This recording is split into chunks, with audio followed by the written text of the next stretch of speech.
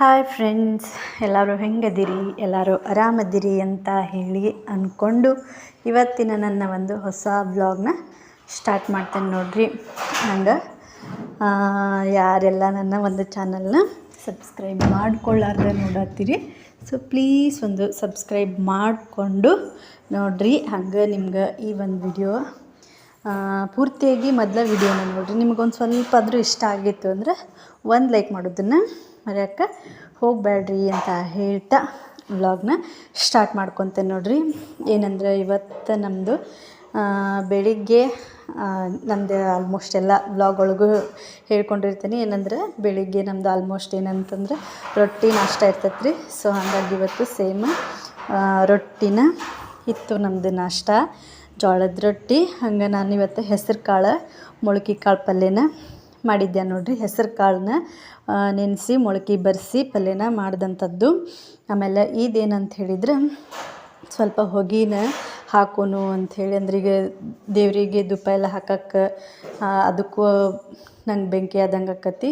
ಆಮೇಲೆ ಸ್ವಲ್ಪ ಸೊಳ್ಳೆ ಜಾಸ್ತಿ ಅಲ್ರಿ, ಹಂಗೆ ಸೊಳ್ಳಿಗೂ ಆಕತಿ ಬೆಳಿಗ್ಗೆ ಅಂಥೇಳಿ ಅದನ್ನು ಹಾಕಿದಂಥದ್ದು.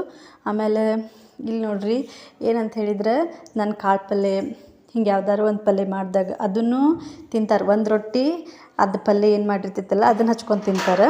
ಆಮೇಲೆ ಇನ್ನೊಂದು ರೊಟ್ಟಿ ಈ ರೀತಿ ಒಂದು ತುಪ್ಪ ಬೆಲ್ಲ, ಒಂದು ಲಿಕ್ವಿಡ್ ಬೆಲ್ಲದ ಡಬ್ಬಿ ತೊಗೊಬಂದು ಇಟ್ಟೇನೆ ರೀ ಅವರಿಗೆ. ಅದನ್ನೊಂದು ಸ್ವಲ್ಪ ಹಾಕಿ ಒಂದು ಸ್ವಲ್ಪ ತುಪ್ಪ ಡೈಲಿ ರೊಟ್ಟಿ ಮಾಡಿದಾಗ ಇದ್ದರಿ ಅವ್ರದ್ದು. ಒಂದು ರೊಟ್ಟಿನ ಪಲ್ಯ ಹಚ್ಕೊಂಡು ಇಬ್ಬರು ಸೇರಿ ತಿಂತಾರೆ. ಸೃಜನನ ಜೊತೆಗೆ ಆದರೆ ಗುಬ್ಬಿನೂ ಇಷ್ಟಪಟ್ಟು ತಿಂತಾಳೆ. ಏನು ಊಟದ್ದೇನು ಪ್ರಾಬ್ಲಮ್ ಇಲ್ಲ ರೀ, ಊಟ ಮಾಡ್ತಾರೆ ಇಬ್ಬರು.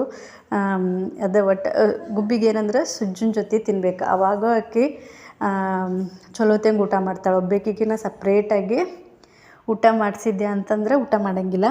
ಹಾಗಾಗಿ ಅವು ಹೆಂಗೂ ಸ್ಕೂಲಿಗೆ ಹೋಗುವಾಗ ನಾಷ್ಟ ಮಾಡ್ತಿರ್ತಾರಲ್ರಿ, ಅವಾಗನ ಮಾಡ್ತೇನೆ. ಹಂಗೆ ಇದು ಒಂದು ಏನಂದ್ರೆ ಸ್ಕೂಲ್ ಇರಲಿಲ್ಲ ಅವತ್ತಿನ ದಿನ ನಾನು ಈ ಒಂದು ವಿಡಿಯೋನ ಮಾಡಿ ಇಟ್ಕೊಂಡಂಥದ್ದು ನೋಡ್ರಿ. ಮತ್ತು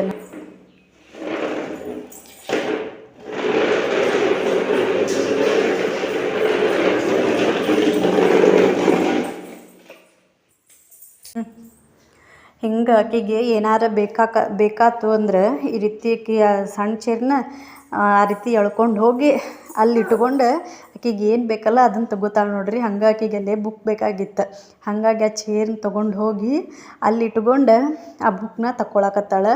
ಇದೇ ಒಂದಲ್ಲ, ಆಕೆಗೆ ಏನಾದ್ರು ಬೇಕಾತು ಅಂದ್ರೆ ಸೇಮ್ ಇದ್ದ ರೀತಿನ ಮಾಡ್ತಾಳೆ. ಬಿಸ್ಕೆಟ್ ಏನೇ ಬೇಕಾಗ್ಲಿ ಆಕೆಗೆ. ಅಯ್ಯೋ ಅಣ್ಣಂದದ ಬುಕ್ಕ, ಅಣ್ಣನ ಬುಕ್ಕವ ಅದು. ಹಾಂ ಹಾಂ ಏನು ಮಾಡ್ತಿ? ಹಾಂ ಗುಬ್ಬಿ ಬೇಡ, ಇಟ್ಟು ಬಿಡೋದನ್ನ.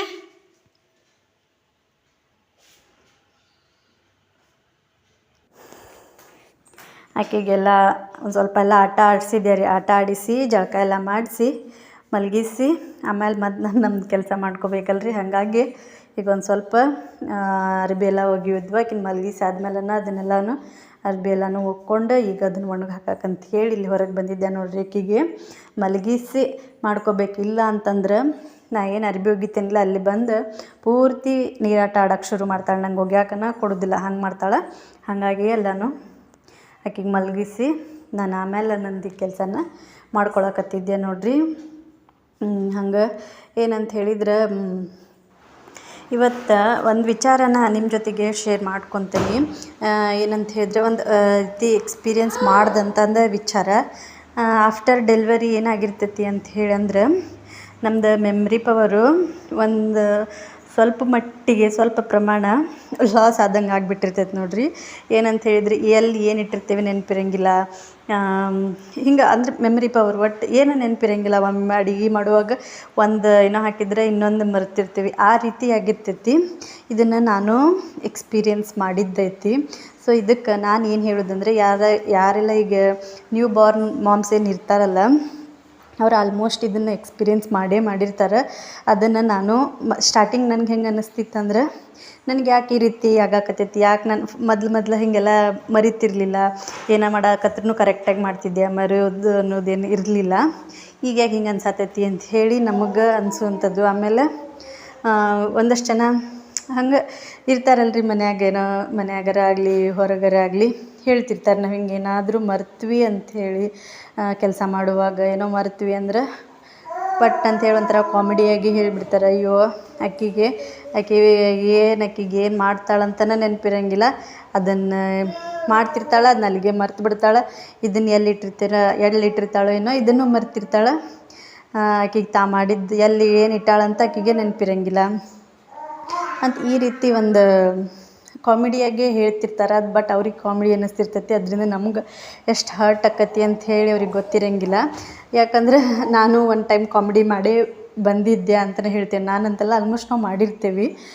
ಈಗ ನಮ್ಮ ಮಮ್ಮಿಗೇನೆ ಎಷ್ಟೋ ಸಲ ಅವ್ರೇನಾದರೂ ಮರ್ತಿದ್ರು ಅಂತಂದ್ರೆ, ಅಯ್ಯೋ ಹಡ್ದವ ನಿಂಗೇನು ನೆನಪ ಇರಂಗಿಲ್ಲ ಬಿಡು, ನಿನಗೆ ಎಲ್ಲರ ಇಟ್ಟಿರ್ತಿ, ಎಲ್ಲರ ಹುಡುಕ್ತಿ, ಅಲ್ಲೇ ಮುಂದೆ ಇದ್ದರೂ ಸಿಗಂಗಿಲ್ಲ ನಿನಗೆ ಅದಂತ ಈ ರೀತಿಯೆಲ್ಲ ನಾವೇ ಮಾತಾಡಿದಂಥ ಸಾಕಷ್ಟು ನೆನಪು ಅದಾವೆ. ಸೊ ಹಾಗಾಗಿ ಹೇಳೋದು ಒಂದು ಏನಂದ್ರೆ, ಇದು ನ್ಯೂ ಬೋರ್ನ್ ಮಾಮ್ಸ್ಗೆ ಏನೈತಲ್ರಿ, ಇದು ಕಾಮನ್ನಾಗಿ ಇರುವಂಥ ಒಂದು ಮೆಮೊರಿ ಲಾಸ್ ಆಗುವಂಥದ್ದು ಒಂದು ಅದು ಹಂಗೆ ಆ ರೀತಿ ಇರ್ತೈತೆ ಅಂತ ನನಗೂ ಹೆಂಗೆ ಇದು ಯಾಕೆ ಹಿಂಗೆ ಆಕತಿ ಅಂತ ಹೇಳಿ ಅನಿಸ್ತಿತ್ತು. ಅವಾಗ ನಾನು ಈ ರೀತಿ ವಿಡಿಯೋ ನೋಡಿ ತಿಳ್ಕೊಂಡಾಗೋ ಅಥವಾ ಹೀಗೆಲ್ಲ ತಿಳ್ಕೊಂಡಾದ್ಮೇಲೆ ನನಗೆ ಗೊತ್ತಾಗಿದ್ದು ಈ ವಿಚಾರ. ನಮ್ಗೇನು ಅನ್ನಿಸ್ತಿರ್ತೈತೆ ಅಂದ್ರೆ, ಯಾಕೆ ನಾನು ಮೊದಲು ಆ ರೀತಿ ಇದ್ದಿದ್ದಿಲ್ಲ, ಈಗ ಯಾಕೆ ಹಿಂಗೆ ಮಾಡತ್ತೇನೆ ಅಂತ ಹೇಳಿ ಒಂದು ಸ್ವಲ್ಪ ಅನ್ನಿಸ್ತಂತದ್ದು ನನಗೆ.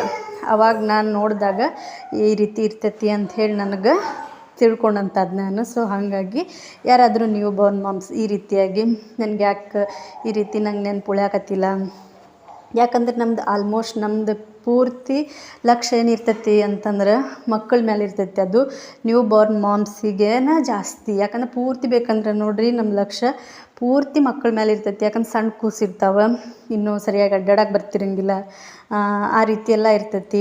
ಎಲ್ಲಿ ಹೊಕ್ಕಾವೋ ಏನು ಮಾಡ್ತಾವೋ, ಒಬ್ಬೊಬ್ಬರಿಗೆ ಒಂಚೂರು ಬಿಟ್ವಿ ಅಂತಂದ್ರೆ ಅವ್ರು ಇಲ್ಲೇನೋ ಹೊರಗೆ ಬಿಟ್ಟು ನಾವು ಒಳಗೇನೋ ಕೆಲಸ ಮಾಡಕತ್ತಿದ್ವಿ ಅಂತಂದ್ರೆ ನಮ್ಮ ಲಕ್ಷ್ಯ ಎಲ್ಲ ಅವ್ರ ಮೇಲೆ ಇರ್ತೈತಿ, ಏನು ಮಾಡಕತ್ತಾರೋ ಏನೋ. ಹಾಗಾಗಿ ನಾವು ಆ ಟೈಮ್ನಾಗ ಏನು ಮಾಡ್ತಿರ್ತೀವಿ, ಅಲ್ಲಿ ಮಾಡೋ ಕೆಲಸದ ಮೇಲೆ ನಮ್ಮದು ಲಕ್ಷ್ಯ ಪೂರ್ತಿಯಾಗಿ ಇರಂಗಿಲ್ಲ, ಪೂರ್ತಿ ನಾವಲ್ಲೇ ಕಾನ್ಸಂಟ್ರೇಟ್ ಮಾಡೋಕ್ಕೆ ಆಗಂಗಿಲ್ಲ. ಆ ಟೈಮ್ನಾಗ ಈ ರೀತಿಯೆಲ್ಲ ನಾವು ಮರೆಯೋದು ಸಹಜ ಅಂಥೇಳೇ ನಾವು ಅನ್ಕೋಬೇಕು. ಸೊ ಹಾಗಾಗಿ ಯಾರಾದರೂ ನಿಮ್ಗೆ ಆ ರೀತಿ ಕಾಮಿಡಿಯಾಗಿ ಅಂದಾಗ ನೀವು ಹರ್ಟ್ ಮಾಡ್ಕೊಳಕ್ಕೆ ಹೋಗಬೇಡ್ರಿ ಅಂಥೇಳಿ ನಾನು ಹೇಳುವಂಥದ್ದು.